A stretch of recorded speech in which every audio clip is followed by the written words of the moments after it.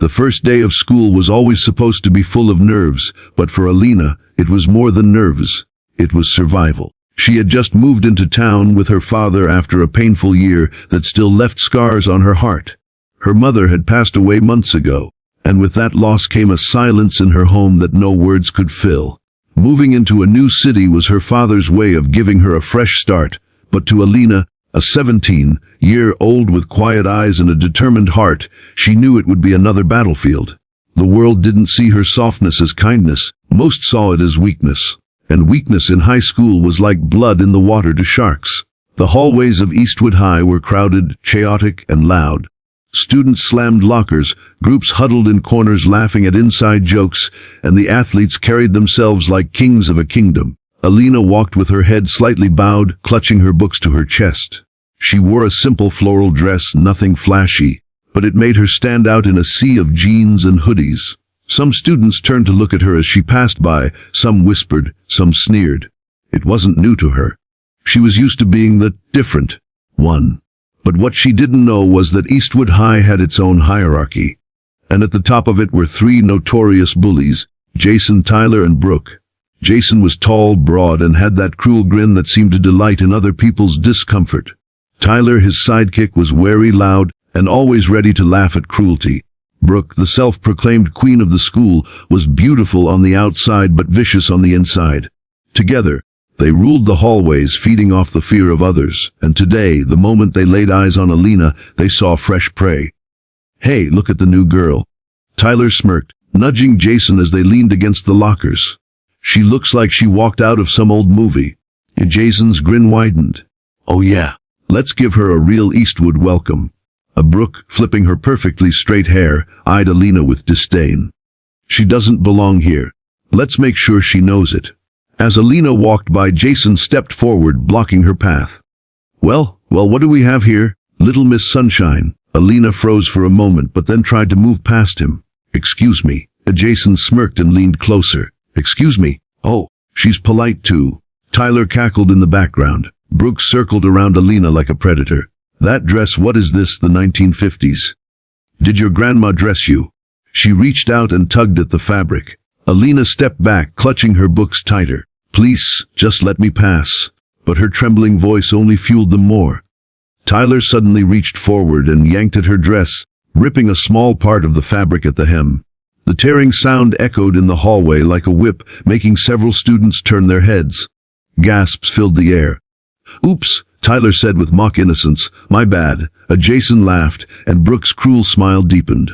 "Oh, don't worry, sweetheart. We'll fix it for you." Before Alina could react, Brooke grabbed at her sleeve and ripped it further, leaving a jagged tear.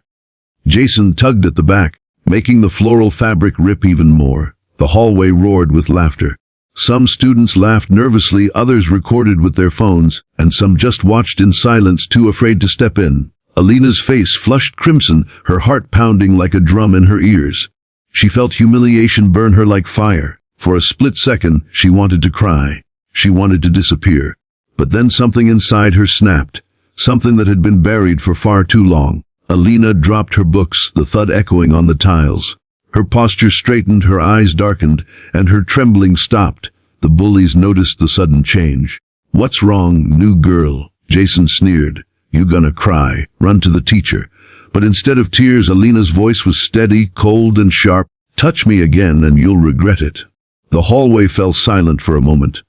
Brooke raised an eyebrow and laughed mockingly. "Oh, is the little lamb trying to grow fangs? How cute." Tyler reached forward again, trying to tug at the torn sleeve, but that was his mistake. In one swift motion, faster than anyone could process, Alina grabbed his wrist, twisted it, and shoved him back against the locker with a force that made his head rattle against the metal. He cried out in pain, shock flashing across his face. Jason's smirk vanished. "What the?" Before he could finish, Alina turned, her foot snapping up in a powerful kick that connected with his chest, sending him stumbling backward into a group of lockers. The slam echoed through the hallway, and Jason groaned as the air was knocked out of him. Brooke's eyes widened, her confidence shattering. What are you doing?" Alina took a step toward her, eyes blazing. "I told you, don't touch me." Brooke stumbled back, tripping over her own heels, her bravado gone. Tyler clutched his wrist, Jason wheezed on the ground and the hallway was silent, dead silent.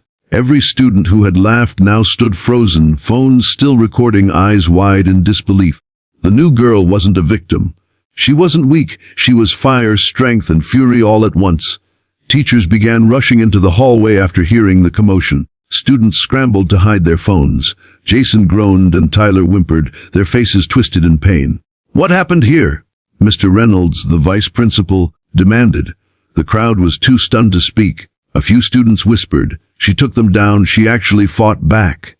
Alina picked up her torn books, straightened her ripped dress with quiet dignity, and said calmly, "They tried to rip my dress. I told them to stop." Her voice carried weight, calm but edged with steel. Mr. Reynolds looked at the bullies groaning on the floor, then back at Alina, stunned. The bullies were sent to the nurse's office, their pride more shattered than their bodies. Whispers spread through the school like wildfire. The quiet new girl had done what no one else dared. She had stood up to Jason, Tyler, and Brooke, and she had won.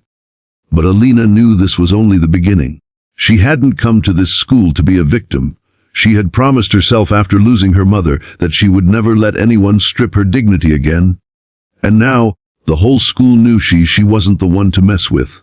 Still, as the day went on and the whispers grew louder, Alina felt a storm building on the horizon. Bullies like Jason, Tyler, and Brooke didn't just give up. They would come back, and they would come back harder. But what they didn't know was that Alina wasn't just strong, she was trained. Her father, once a soldier, had raised her with lessons of discipline, self-defense, and courage, and she wasn't afraid to use them. The first strike had been made, and the war for respect had just begun.